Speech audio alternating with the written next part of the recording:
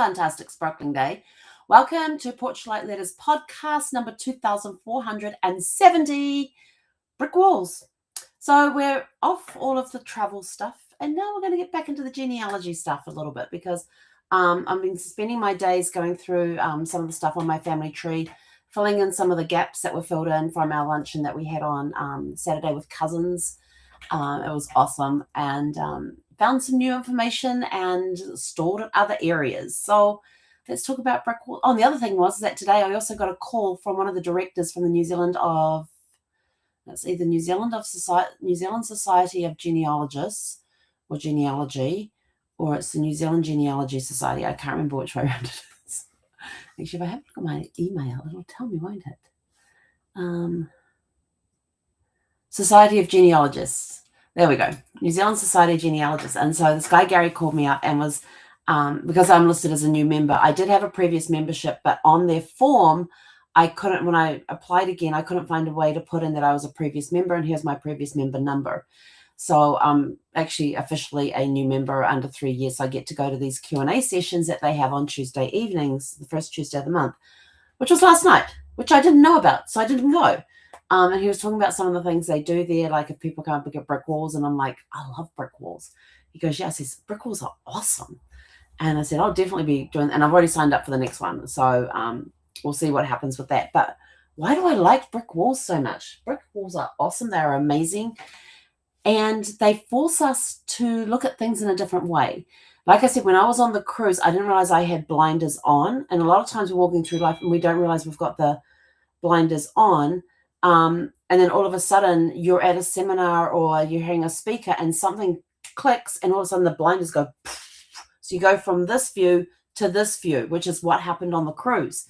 And the same thing happens when you get brick walls. Brick walls, you're focused, you're like this. But when you hit a brick wall, suddenly you have to take the blinders off so you can come at the problem from different angles to try and fix the problem, try and find the information that you're looking for. This is why I love brick walls, because it brings out my investigative research technique skills and stuff. And I love digging into things and finding things and dig until I find that little scrap of information I'm looking for. It's like I'm just was working on a DNA match that I have with somebody, and I'm trying to figure out how we are related. Now, we are blood related because we show up on a DNA match. How are we blood related? Who knows? We're trying to figure that one out. Ancestry gives an estimate that it could be a half-third cousin, or hang on, what did they say? They said, hang on, I've got it here.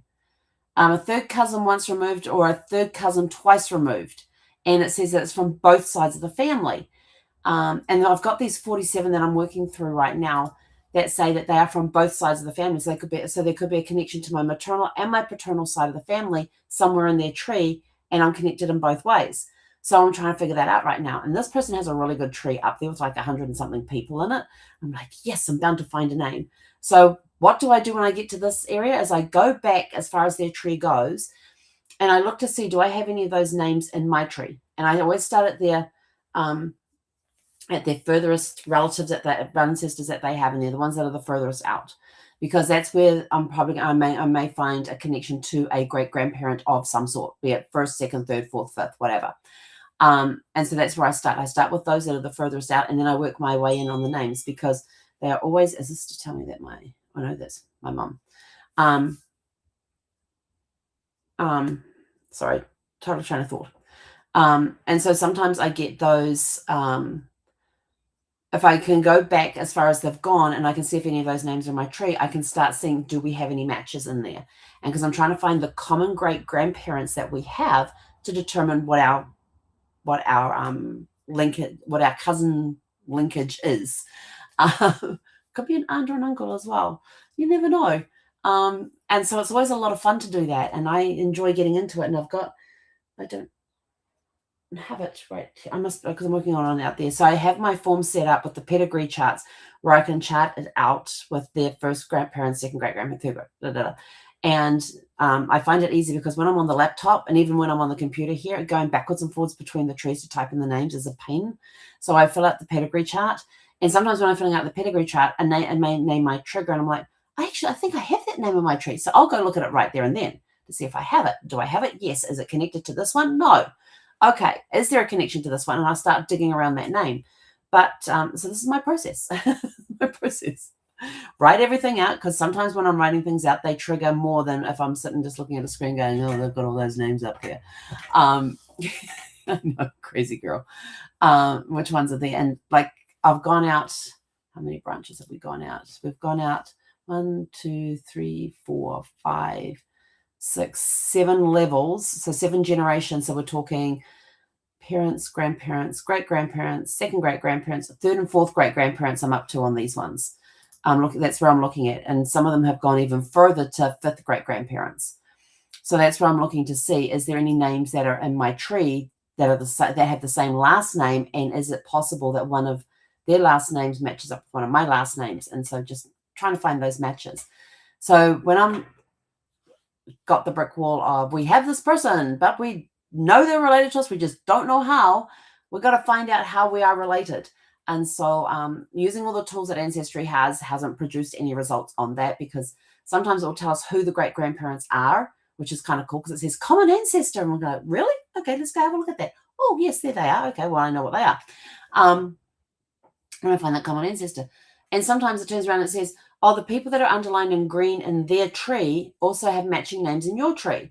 So I was looking at that earlier with another one, and I went, yeah, no, I don't have one of the names. Not one of the names that is underlined in green is in my tree. So why is it saying it's in my tree? And then I'm like, this is weird that it's telling me that it's in my tree. But then I suddenly thought, hang on, Helen, you have like 42 trees in there. I have like 40, no, it might be up more than that, because I create one for each client. And so I'm like thinking maybe it's on another tree, but it's got a DNA match, which is even weirder. So it's got to be one of the trees that I'm in. But it's telling me that these underlying green names are in my tree, and they're not, because I've looked for them and they're not there. So I'm like, another brick wall for another brick wall for another part of the tree. So we're letting that one percolate for a little bit while I try and think, how can they have their name in my tree when my tree just says they're not there? So we're looking at those. But, just finding brick walls, it helps produce, it stops you looking and going, oh, okay, I've got a brick wall. What do I do?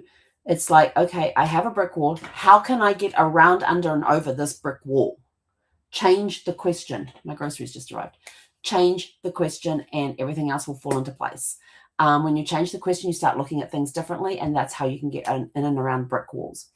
I have to go. My groceries have just arrived. So I'll catch you guys back here tomorrow night at 6 p.m. Pacific, and we will continue this